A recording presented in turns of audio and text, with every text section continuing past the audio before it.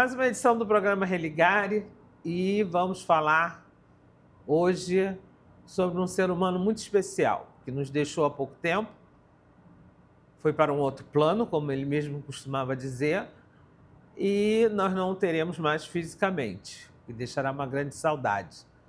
Mas o legado que ele deixa é muito grande, que é Divaldo Pereira Franco.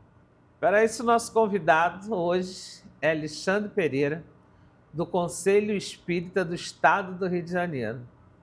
Alexandre, obrigado por estar aqui conosco. Gratidão, Luzia. Um prazer. Alexandre, como foi para vocês a perda do Divaldo Franco? Para nós, será uma ausência no mundo material.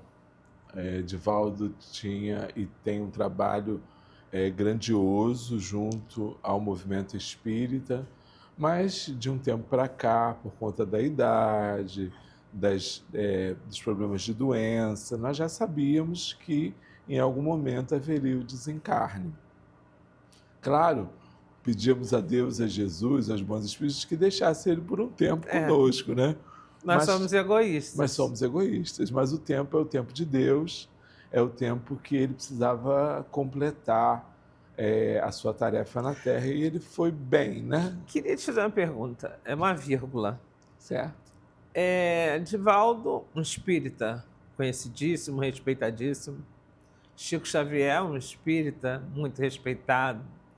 Quer dizer, no final a trajetória foi muito parecida, né? Porque o Chico também... Ficou velhinho. A idade chegou, as doenças se acometeram, até que ele foi se afastando, se afastando. É algo para a gente pensar, né? Sem dúvida, mas cada espírito tem a sua trajetória na Terra. Certo. Não significa que ficar mais idoso seria algo determinado, mas eles levaram muito bem até o fim o mandato mediúnico, isso que é importante, né? Trabalharam até as últimas forças do corpo físico. Isso, obviamente, também nos serve como exemplo. Muita gente forte, muita gente nova, saudável, que acha que não pode trabalhar, que não pode vivenciar as questões da religiosidade, da espiritualidade, enquanto esses homens com 90 anos, Divaldo ainda fazia palestra pelo mundo, caminhava, viajava de avião. E para quem não sabe, ele tinha um grande centro comunitário. Isso. Em que ele já ajudava muitas pessoas, Muitas pessoas, na verdade, ele começa com 20 anos de idade fundando o Centro Espírita Caminho da Redenção, em Salvador, no bairro Pau da Lima, que era um bairro muito pobre da região periférica de Salvador. Logo depois, em 52, 25 anos, ele funda o que a gente conhece como Mansão do Caminho, que é um instituto com origem religiosa, mas que atende escolaridade, atende uma espécie de cuidado familiar com as crianças órfãs, né? E atende hoje em torno de, se eu não me engano, 3.000 pessoas por dia, porque oferece também cursos preparatórios, oferece hospital, tem um hospital dentro da Mansão do Caminho. Para quem não conhece, vá a Salvador e visite a Mansão do Caminho, que é um mundo. É assim, algo especial de se E você acha que a passagem dele pode prejudicar a Mansão do Caminho? Então, porque ele era mantido só por doações, né? Infelizmente, nós, seres humanos, ainda nos prendemos muito ao fenômeno, né? E os espíritas estão dentro desse campo. Como agora o Divaldo não está mais encarnado, está entre nós, mas não encarnado, muitas pessoas podem até deixar de fazer contribuições ou assistência ao trabalho, o que é um grande equívoco, né? Mas a Mansão do Caminho não vive só dessas doações presentes. Eles têm um trabalho muito maior que, cuidadosamente, foram feitas reservas, tem fontes, origens de recursos. Então, ele deixou um legado, mas um legado estruturado. Muito bem estruturado. o que não quer dizer que a gente não deixa de fazer as doações, não deixe de colaborar. Então, esses que se apegavam muito ao fenômeno, né, a presença do Divaldo enquanto médium, devem fazer uma reflexão de que a obra vai precisar de ajuda, vai precisar de uma continuidade de doação, de assistência. Por isso que eu convidei a todos a fazer as visitas, né? Claro. Porque a visita Maçã do Caminho é a gente perceber quanto a obra é grandiosa, quanto precisa ainda do nosso cuidado, do nosso zelo. As pessoas pré-julgam, né? É do Sim. ser humano isso. As pessoas têm um pré-julgamento do espírita, da pessoa que segue o espiritismo, como uma pessoa fechada, enclausurada, uma pessoa para dentro. Bem, aí a gente teve um Chico Xavier que tinha um humor fantástico, o Divaldo que tinha um humor fantástico, você que tem um humor fantástico, para quem não sabe, vocês não têm ideia. Então, assim, não é o que as pessoas... Por que você acha que as pessoas tiveram essa ideia de que vocês são pessoas trancadas e fechadas? Então, em tudo há a interpretação. Né? Nós vemos, interpretamos conforme os nossos gostos e formas. Kardec, na codificação, diz que o espírita é alguém sério. Mas a seriedade que ele menciona, obviamente, é a seriedade de condição de vida, de honestidade, de cumprimento dos trabalhos, não da sisudez. Aí algumas pessoas confundem isso, acham que a pessoa tem que ser sisuda, fechada, não pode sorrir. O Divaldo, como um bom baiano, era espirituoso, contava anedotas, contos de sua própria vida muitas vezes e que mencionava coisas que a plateia caía em gargalhada, né? De fato, lembrando alguns, ele contou uma vez que comprou um sapato novo e que ele estava cuidando do sapato, que era um sapato caríssimo, que com um salário do mês ele teve que pagar o sapato, mais infinitas prestações.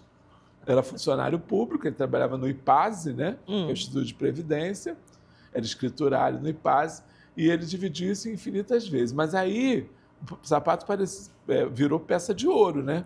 Ele limpava o sapato, saía com cuidado, até que ele teve que pegar uma condução. E a condução era uma condução cheia, que tinha que dar uma volta praticamente na cidade. E para o azar dele, uma pessoa forte, robusta, grande, pisou no pé dele, foi com o pé dele pisado até ele saltar, e ele preocupado com o sapato, se ia arranhar o sapato, se não ia arranhar o sapato. Ele conta isso com bastante gracejo, contava isso com bastante gracejo, o valor que ele deu a esse sapato. E o aí você me remete à lembrança do Chico, quando num voo começou a tremer. Isso. E o passageiro disse para ele, ainda bem que o senhor está aqui, a gente não vai morrer. E ele começa a gritar. É porque ele perguntava a Emmanuel se ia desencarnar e o Emmanuel não respondia, né? E ele ficou ficando nervoso, tenso. Até que ele responde, morra com categoria. Com categoria. Com classe. Com classe. Como se você pudesse morrer com classe, né? Isso. Aí eu achei assim fantástico, que quando ele gritava, aí o homem gritou também, né? Então, assim, essas passagens quebram um pouco esse gelo que se tem, que a pessoa ligada ao espiritismo, é isso que você falou, é a pessoa sisuda, introversa, que não fala muito, pelo contrário. Como eu tenho uma imagem dele, da Ivete, ele ainda bem, a Ivete indo fazer um show para ajudar, porque ela colabora, e ele dançando. Sim. Ele bem, então...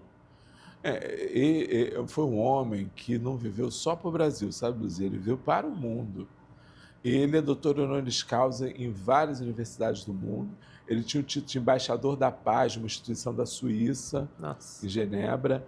E ele fazia esse encontro, né, de paz, de movimento de paz, que atraía várias pessoas, tinha uns cantores. Ele estava sempre um homem feliz, que a gente percebia que era feliz com a vida. Mesmo nesses momentos finais, em que a coluna doía muito, que ele tinha dificuldade de andar, ele se mantinha sorrindo, alegre, disponível.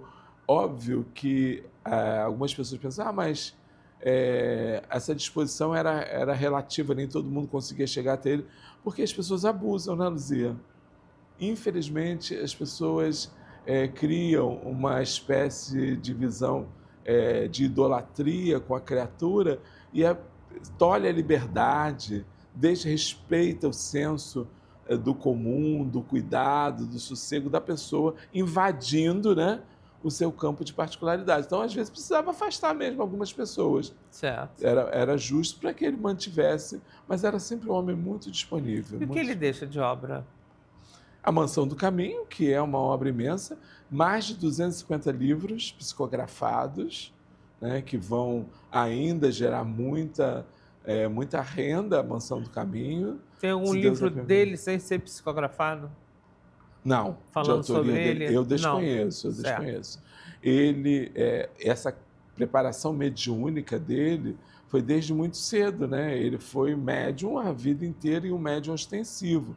Então, quando criança, ele via quando jovem, até como ele era católico, ele já tinha muito medo disso. E até que é uma boa lembrança lembrar o filme Divaldo, Mensageiro da Paz, né? Que traz aquela história dele.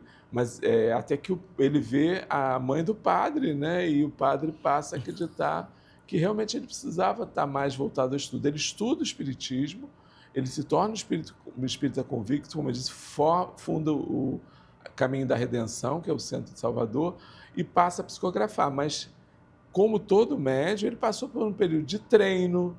Ele tinha muitas psicografias no início que os espíritos mandaram queimar, porque eram treinos. O primeiro livro, Mestre de Amor, vem em 1964. Então, olha, já tinha aí mais de 10 anos de fundação do Centro Espírita da Mansão do Caminho, quando veio o primeiro livro. Então, peraí, voltamos. Por isso que eu gosto de aprender. Eu digo para vocês que eu convivo com um grupo o tempo todo, mas estou sempre aprendendo com vocês.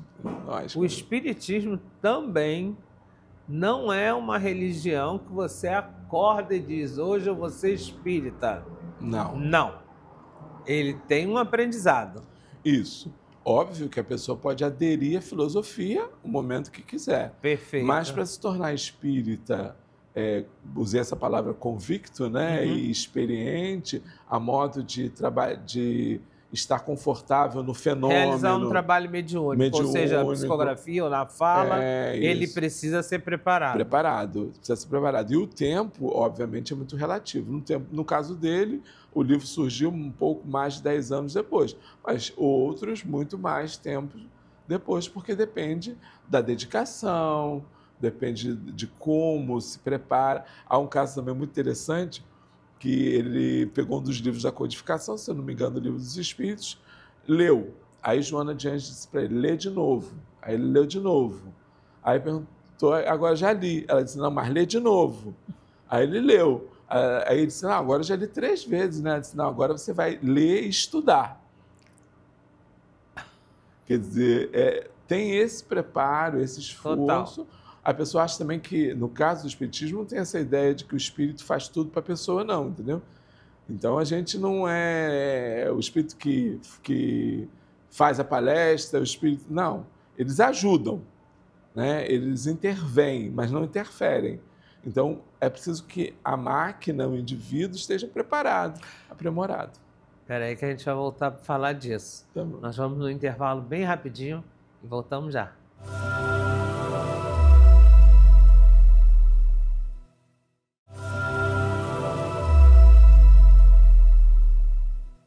Bem, voltamos com o Alexandre num pedaço muito importante. Quando você diz que, ao contrário do que muita gente pensa, não é o espírito que está ali numa palestra ou muitas vezes numa sessão, ele está. Mas a pessoa também tem que estar, e com conhecimento e preparação. É isso? É isso.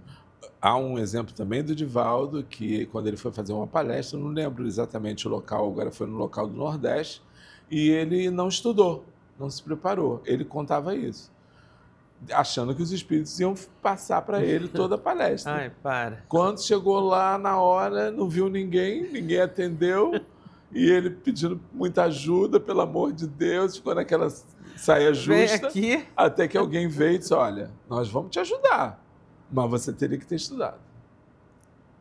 Então ele era um homem muito estudioso. Muito estudioso, muito estudioso. É pelo que você está me falando, pela formação dele. Ele era professor, filósofo, escritor, humanista, era um homem que tinha toda uma bagagem intelectual, sem dúvida, muita leitura. Então, realmente é uma perda. Sim, com certeza, não tenho dúvida. O que a gente entende é que cada época terá assistência espiritual que Deus, Jesus, organizou para a Terra. Mas a ausência dele ainda ficará em nossos corações por muito tempo, não só como pessoa, mas como espírita, como orador. Ele vinha, Luzia, e ficava no Rio mais ou menos uma semana no mês de agosto, quando estava melhor, né? Mais novo.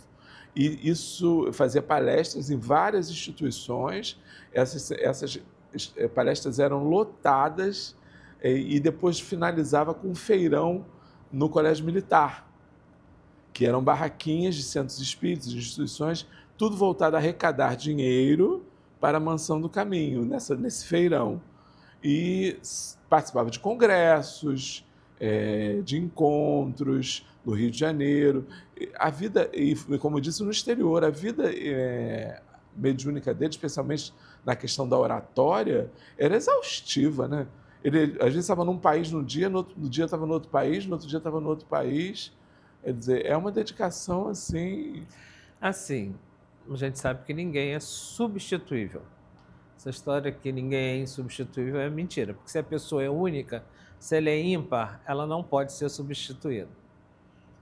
Mas já se vislumbra um outro nome dentro do espiritismo que possa alcançar esse mesmo caminho do Chico, Odélia, do Divaldo? Já se vislumbra? Na individualidade, nós somos ímpar. Então, na individualidade, cada um é cada um. Então, eu entendo que a humanidade teve um Chico Xavier, um Divaldo Pereira Franco, porque foi necessário. Correto. Hoje em dia, nós temos muitas pessoas que destacam na questão da mediunidade ostensiva, ou na oratória, ou na psicografia. Mas esses nomes, Luzia, sabe, centrais assim, o próprio espiritismo hoje já entende que a gente não precisa mais disso nesse momento, sabe? Porque ofertar o espiritismo à humanidade, o que tinha para vir, está aí, né? Essas obras já estão subsidiárias à codificação kardeciana, o Pentateuco kardeciano, os 5 livros que Kardec nos trouxe, é suficiente para a gente estudar umas 3 reencarnações. Vou falar sobre o mesmo assunto. Veja como todas as religiões se ligam. Por isso que eu gosto de ser presidente do Instituto Religare. Quer dizer, vocês têm um livro como parâmetro. Sim. Que são os 5 livros de Kardec. Isso. Assim como o católico tem a Bíblia, isso. Assim como o judeu tem o Torá, o muçulmano tem o Alcorão. Fiquei sabendo semana passada, que o Ifá também tem as escrituras sagradas, então vocês também têm. Os 5 livros, vocês seguem os 5 livros de Kardec. Isso, o que a gente chama de obra básica, né? Certo. Porque ali está o corpo filosófico doutrinário da doutrina espírita. Então, qualquer pessoa recomenda-se, para se tornar espírita, primeiro leia, como fez Joana, estude as obras básicas, para depois ir para os romances, para os contos históricos, para as poesias, porque você, tendo a base, você consegue entender melhor e também fazer análise crítica, porque dentre essas obras que se dizem espíritas, a gente tem muitas obras que são falácias, né? Que são enganos, muitas vezes, de espíritos mitificadores. Como em todas as religiões, como todas as religiões. Então, mas esse obras... é aquele que acordou e disse que ia ser espírita. Já saiu escrevendo um livro. E foi para lá, entendeu? Divaldo me falou isso uma vez. Ele disse, Alexandre, a gente tem que ter muito cuidado com essa pessoa que entra 2, 3 anos espírita já vai fazer um livro.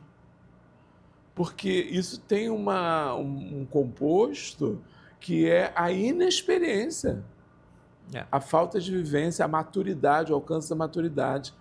Eu sempre digo que quando eu recebi mediunicamente a semente da esperança, eu já tinha 35 anos de trabalho ininterrupto na mediunidade. Ou seja, 35 anos, uma vida, né? Eles esperaram uma vida para que o livro viesse a lume. Divaldo, como está muito melhor que eu nessa... já foram só uns 10 anos, né? Mas cada um no seu tempo, cada um com a sua experiência. Como é que foi a sua convivência com ele, Alexandre?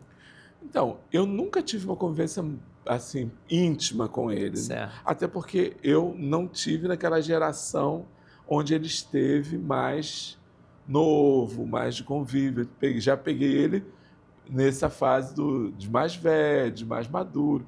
Mas a gente conversava às vezes pelo Zap, sempre dava parabéns, né? Era uma pessoa muito acessível. A gente ligava, eu liguei para ele muitas vezes para pedir presença no congresso, nos congressos, então, mas eu não tinha convivência íntima com ele, não, sabe? E eu digo que muitas pessoas, é uma opinião minha, viu? Forçavam muito essa convivência. Para tirar foto, botar no Facebook, dizer que é amigo íntimo de Divaldo. Depois do desencarne dele, então, apareceu tanta foto que a gente sabe que é foto forçada. Verdade. Aquela foto que a pessoa aparece por trás, assim, sabe? E é melhor nem postar. E aquela que a pessoa, o importante está com a cara amarrada. Isso, não dá um sorriso. Era melhor você não postar essa foto. Quando tiver essa foto, não posta, porque a gente sabe que a pessoa não queria tirar. Porque quando ela quer tirar, ela abre um sorriso, ela fica bem, né? Mas quando não quer, ela tranca. E a gente conhece um que é bem assim, tranca que nada. Eu sempre encarei o Divaldo como esse trabalhador de Jesus, como trabalhador do bem.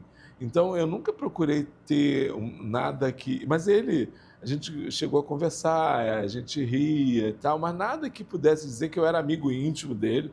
Não, isso é... Eu vi uma entrevista da Maria Rosa essa semana, em que ela falava isso.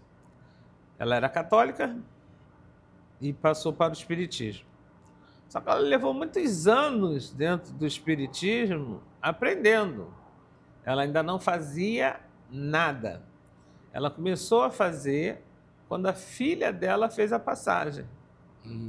E que ela agradece até hoje a Deus por estar dentro do espiritismo e compreender que aquela passagem era momentânea, porque senão ela teria enlouquecido. Sim, um filho, né? E ela, assim, quer dizer, foram 2, por sinal. Então, o espiritismo segurou ela, assim como a Nair Belo contava, que o espiritismo segurou ela para que ela pudesse, a partir daí, foi que ela começou a fazer trabalhos, foi permitido a ela fazer trabalhos sempre acompanhada de 1 ou 2 pessoas, como se fosse um estágio. Sim, sim. E que hoje ela já consegue fazer sozinha, mas ela sempre gosta de ter alguém junto dela. Legal. Quer dizer, mais ou menos isso que você fala. Não é uma coisa que a pessoa acordou, levantou e se tornou. Não é. E o trabalho de alguns tem uma facilidade no mundo espiritual porque abrange o efeito, o produto, abrange mais gente. Como eu disse, o trabalho de Divaldo era para a humanidade. O trabalho de Chico é para a humanidade. Né? Então, assim, com uma amplitude do produto da mediunidade era maior também era assistência espiritual. Isso. As pessoas precisam entender que há uma proporção também que os espíritos vão se preocupar muito mais com essas pessoas, a cuidar dessas pessoas, a facilitar a vida delas, a ajustar as coisas que estão no cotidiano para que tudo dê certo e a pessoa consiga cumprir o seu mandato mediúnico. Alexandre, você acha que o Divaldo reencarna? Nós não temos notícia sobre isso, sabe, Luzia? Outra coisa, já está aparecendo psicografia do Divaldo. O homem, o indivíduo, a criatura, a alma desprende-se e a gente sabe que há um período de adaptação. Claro que sim, gente. Isso para qualquer um. E esse período de adaptação requer estabilidade no mundo espiritual, no caso cuidado. dele, então, é o que a gente chama daquele hospital espiritual, porque ele estava com muita dor, a saúde estava enfraquecida. Acredito eu que ele ainda esteja passando por esse... Provavelmente ele está consciente, óbvio, ele está consciente. Certo, mas ele está ainda se restabelecendo.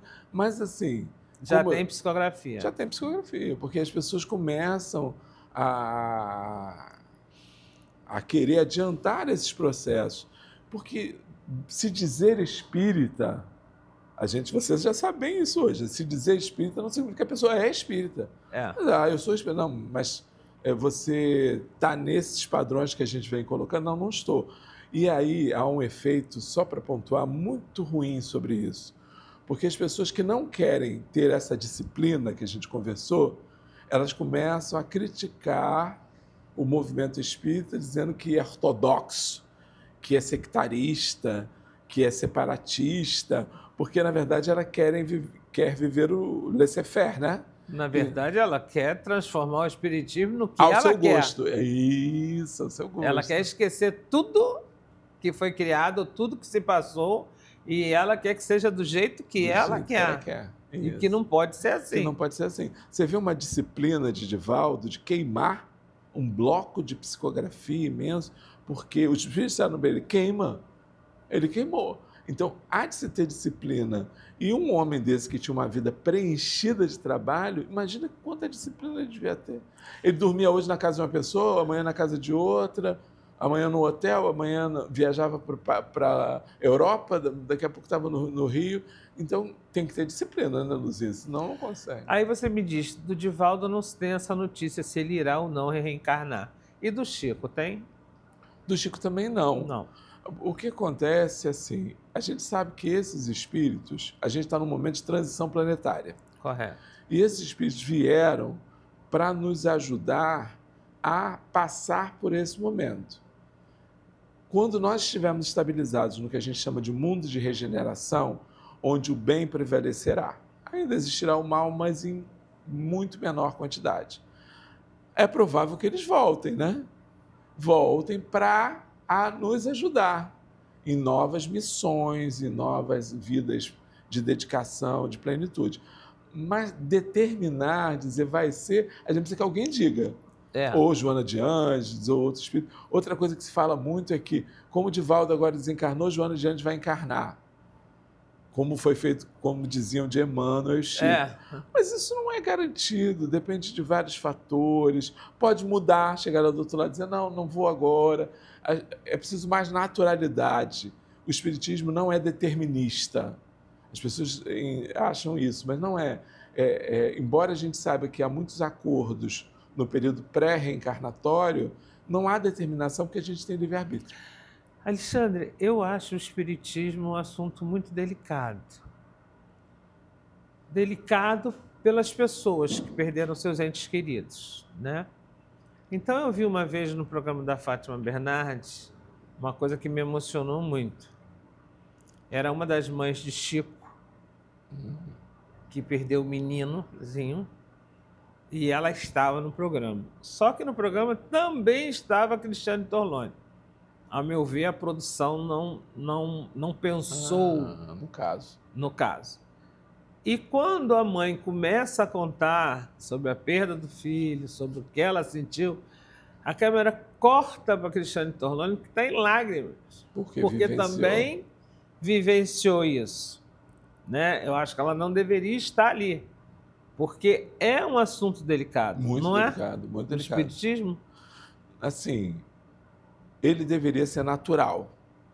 Mas a cultura ocidental é uma cultura que coloca a morte no campo da finitude, do acabou, do não tem mais nada. E, com isso, a pessoa já tem uma rejeição natural à morte. Diferentes dos orientais, que encaram muito bem o momento da passagem. Então, essa questão pesa para a gente, mesmo se tornando espírita ou espiritualista, dentro das outras, do leque de religiões que se abrem, a gente fica com medo, a gente fica inseguro em saber se tem, se não tem, porque isso está atavicamente preso em nós. E a separação, qualquer que seja ela, é custosa, porque você não vai mais conviver com aquela pessoa por um tempo. E especialmente a mãe separar-se de um filho, mesmo que seja por um tempo, que eu diga para ela, não, é um tempo, depois você vai... esse tempo vai ficar o vazio. As mães dizem isso, fica um vazio que não se cobre. Não se cobre mesmo. Claro. E o Espiritismo também, outra coisa importante, embora compreenda o sofrimento, ele não renega o sofrimento. Então, a pessoa pode chorar, pode ficar triste. Acho até que é muito importante. Muito importante para fazer o luto, para fechar aquele ciclo e poder seguir a vida. Mas muitas pessoas acham que o espírita... morreu a mãe, morreu o irmão, morreu o filho, fica incólume, né? Não existe isso. Ele vai sofrer. Claro, talvez não sofra como as outras pessoas. Mas sofre. Mas sofre. Alexandre, chegamos ao fim. Que pena. Foi tão rápido, gente. Foi um bate e volta. Mas eu queria que você deixasse uma mensagem, assim, de vida para as pessoas. Vou falar, então, isso de Divaldo, que eu acho muito importante. Que a gente possa modificar o nosso pensamento, espíritas e não espíritas, para entender que exemplos que estiveram entre nós na Terra vieram para ser seguidos. Então, Divaldo foi um grande exemplo que a gente precisa manter em nossas consciências, vivo em nossas consciências, por muito tempo, lembrando dos seus feitos, da dedicação, como nós colocamos aqui hoje, da sua disciplina, para colocar tudo isso em nossas vidas. Porque se a gente só tem a pessoa como uma espécie de ídolo, sabe, Luzia? Isso é pueril. Então, para a gente finalizar, eu deixaria essa reflexão. Pensem em Divaldo como alguém que a gente possa ser. Eu acho que essa é a grande proposta. Até porque não falta exemplo, né? Então, é isso. Uma vida de exemplos. Muito obrigada, Alexandre. Gratidão, Luzia. Gente, foi um programa muito rápido, porque foi muito bom. Claro que falar de Divaldo Franco é muito bom. Conversar com o Alexandre é melhor ainda. Mas ficamos por aqui. Até a próxima edição do programa Religare aqui, na TV Alerj, o canal do Povo.